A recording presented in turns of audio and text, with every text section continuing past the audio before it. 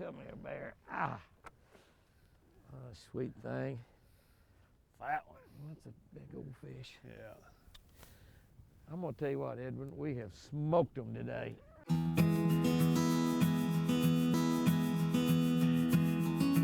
Hey guys and girls, let's talk about a little old school bass fishing. Old school, how old school can you get than Texas rig bass fishing? Let's just kind of run through a few things on Texas rig that kind of help you catch more fish. I've got a 6'9" Jimmy Houston Blaze Series rod right here with a $350, I think they're $380 now, loose titanium reel on it. Now you want to feel like what a $350 reel feels like when you throw it, pick one of these up and throw it and you'll notice a big difference. Yeah, the rod's $59 rod, one of the Jimmy Houston Blaze Series rods, 6'9", 6'6" or 6'9" is my preferred length on this. And a Texas rig, one thing you'll notice right here, and I'll talk about it a little bit more, is one of the things, if you'll see here, as I pick this rod up, and I've been fishing with this rod today, as I pick it up, you'll notice that I have it wrapped around my rod. I've gotten the habit as I'm fishing, when you lay a rod down, to either hook it on one of the eyes up here, hook it in a rod holder, or a lot of time I hook it on my reel. Now a lot of really top professional pros will tell you do not hook a hook on your reel. I really don't know why, but I guess they don't want to scratch your reels up. Really, I'm not really caring whether I scratch that reel up or not. I just want a reel that throws really, really good. But once you do that, just reach up here about halfway and wrap it 2 or 3 times like I do right here before you lay it down. You know, a lot of times we keep 3 or 4 rods on each side of the boat. Sometimes 5 or 6 rods get on one side of the boat. If you're Brian Thrift, you have 9 rods on each side of the boat, or Tommy Biffle. But, and if you've got that line out, you're gonna pick up a rod and many times it'll be tangled into the other rod. It's gonna cost you time. It's gonna allow you probably to miss some water that you might have caught a fish on that you wouldn't. So always wrap that. When you get ready to fish it, all you gotta do is pick it up and you can just kind of drop it down a little bit, unwrap it right there, and you got it back and you're ready to fish. Now, I've been fishing this bait this morning. This is a big Lucky Strike sneaky stake, and I'll just use it here to talk about. And then I want to show you the new hydro worm, because that's quite a worm combination that Lucky Strike has come up with. But this is where I've been fishing a Texas rig, and I'm just going to show you what I do on this Texas rig. We'll just start from scratch. Now I've got a 4/0 Daiichi hook on there, and I've got a 1/4 ounce slip sinker, just a regular slip sinker. You can use regular lead slip sinkers, you can use painted slip sinkers. I just buy them at Bass Pro. A slip sinker is a slip sinker. The painted ones I kind of like a little bit better. They look better to me, but I've caught a bazillion fish on just a regular lead color sinker. I've got a Jimmy Houston knot in here. We've showed you several times how to tie that Jimmy Houston knot. We'll do that again sometime in the next few days, we hope. But so I've got and you want to, thinking about that weight, you can peg that slip sinker by taking a toothpick and sticking down in the front of it, in the back of it, breaking the toothpick off. You want to wet your line a little bit before you put that toothpick down in there so you don't damage your line. And now you have a slip sinker that is a non-slip sinker. It will not slide up and down your line. If I can catch them without pegging them, I like to do it that way. You want to peg it when you're fishing real heavy brush or a lot of grass and mats and stuff where you're letting the worm get down in there. You don't want the slip sinker to go down and your worm to stay up away from it. So that's why you peg it. So, but I'd rather, if I'm fishing just open water or summertime fishing like we're doing right now, going down the bank fishing or fishing out on a flat, random casting at random brush under the water that we're seeing on our live scope, I want that slip sinker to slip. The advantage of a slip sinker slipping is that when you get the fish and that fish jumps, that slides away, he does not have that weight up here to be able to throw that hook and come unbuttoned. So once we got that set up there, a good rule of thumb is to use as light a slip sinker as you can possibly get away with.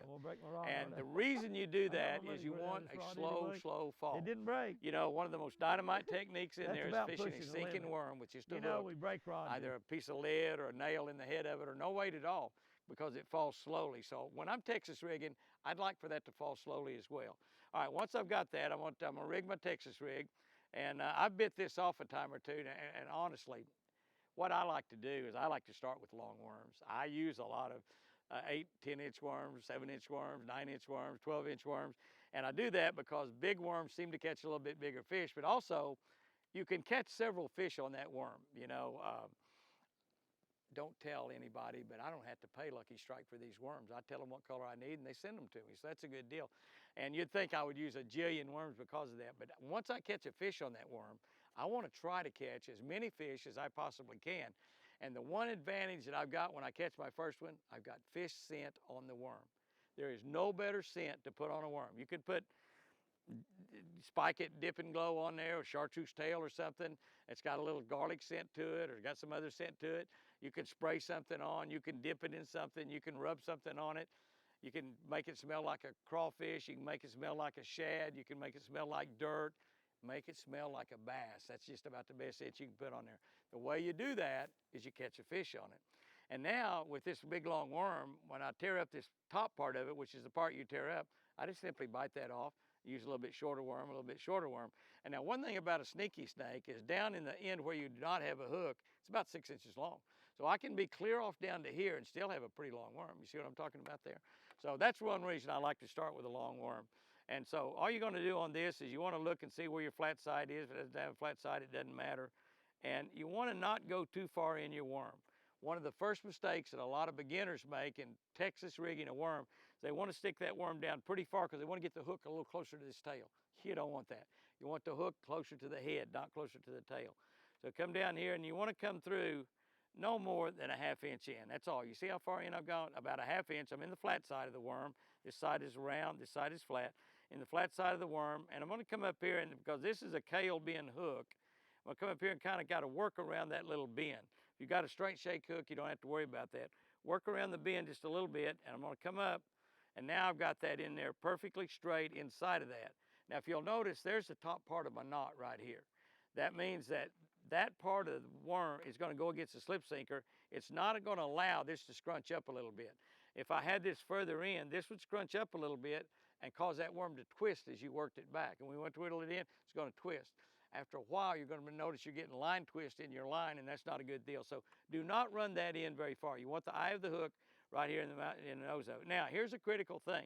2 ways you can rig this. The conventional old way that we learned as a kid how to Texas rig a plastic worm was to simply come back here and see where we're going to hit in it, and we'd come back and simply put that plastic worm in and stick it in until we had it nice and good and straight, and have the plastic worm inside the hook like we do here. Now that's a regular, normal Texas rig. Slip sinker slide down here on it, that's a Texas rig. Now after a while, we noticed that we were missing and losing a lot of fish because we wouldn't get quite as good a hook set on the fish.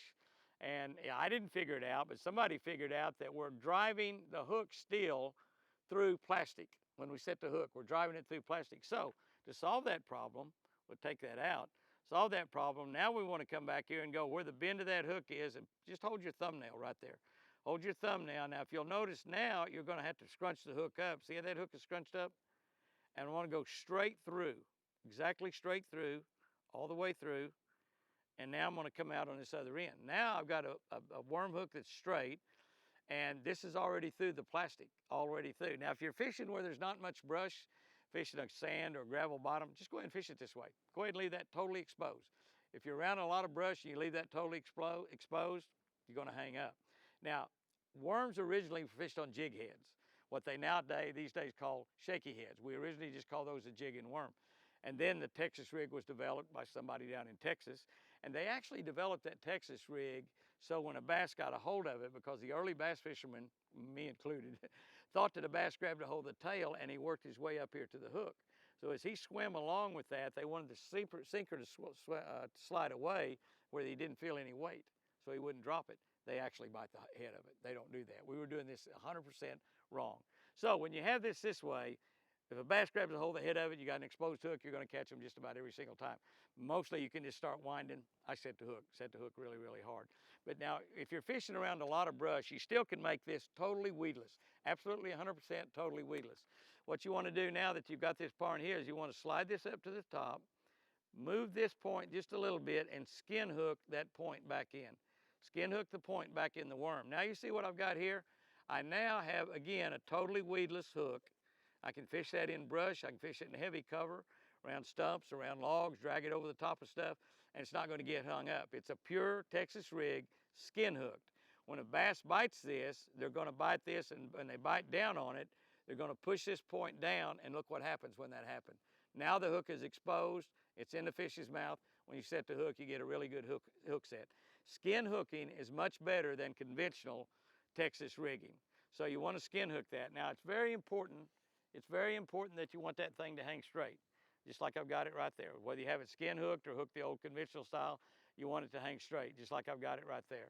Because if it's not hanging straight, it's going to twist your line as you're working it in. Now, these big worms, they work great.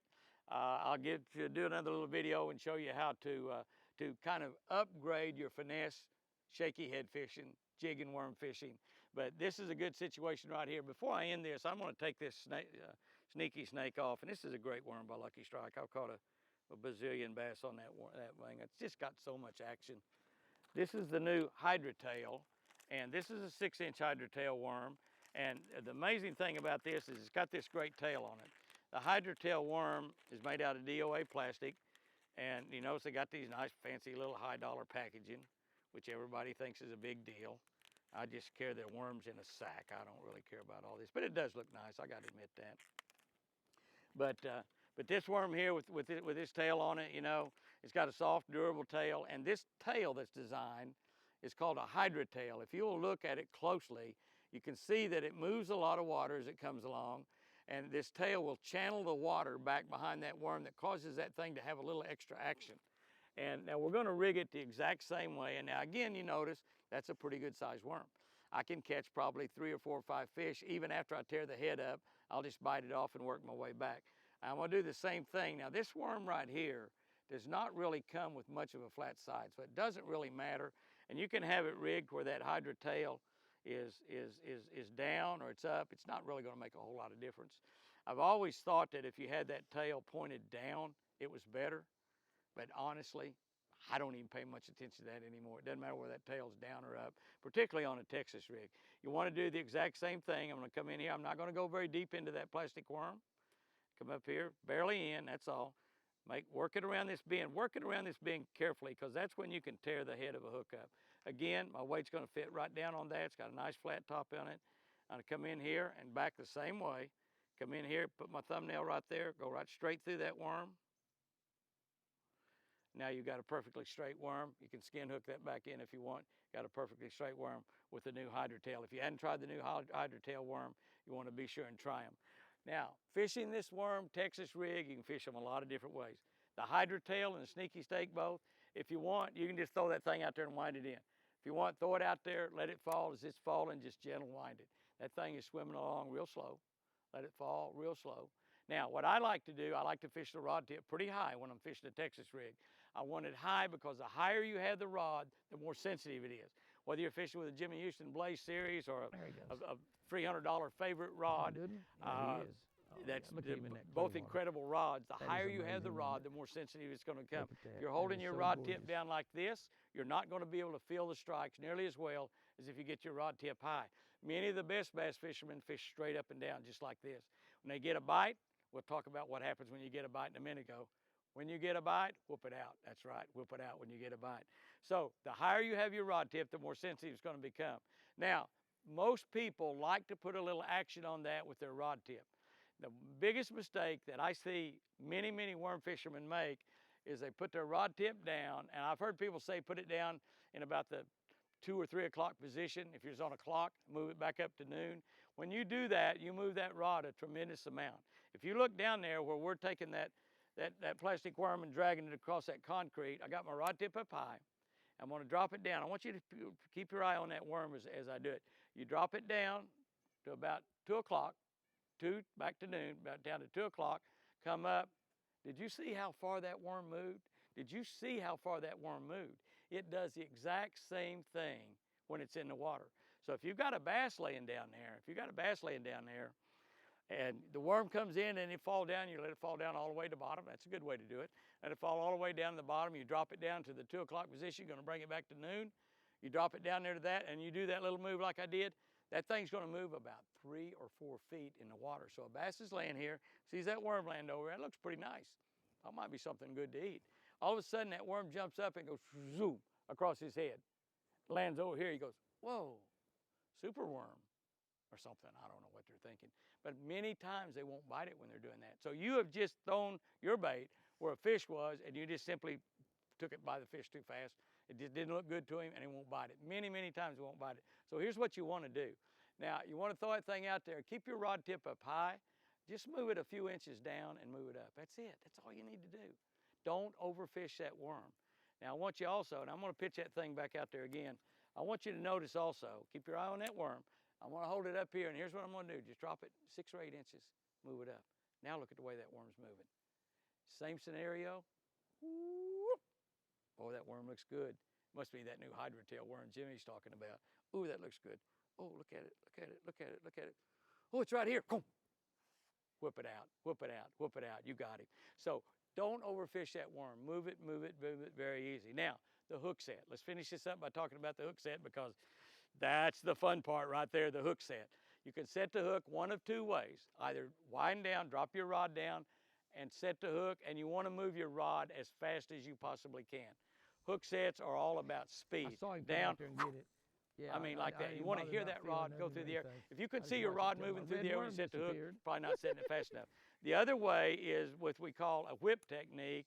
And a whip technique is where you got that bait out there. I don't want to jerk that thing back here and hit me in the head. And you get the bite, and you're going to drop and set in the same motion. It was like snapping a whip. Drop and set, drop and set, drop and set. Fast. Yeah. You want to move that rod fast. You don't have to have great big arms. You don't have to be 6'2". Little bitty girls set the hook just as good as big strong men if they develop rod speed. That's what you want to try to develop, is rod speed. Guys and girls, that's an old-fashioned way of looking at plastic worm fishing.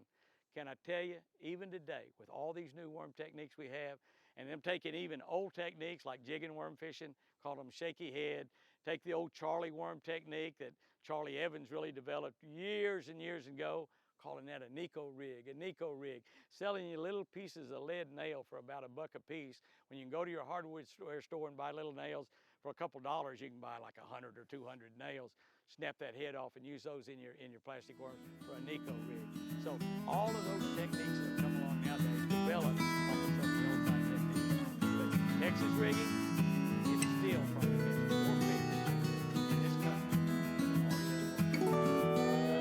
Great one out there today, and remember,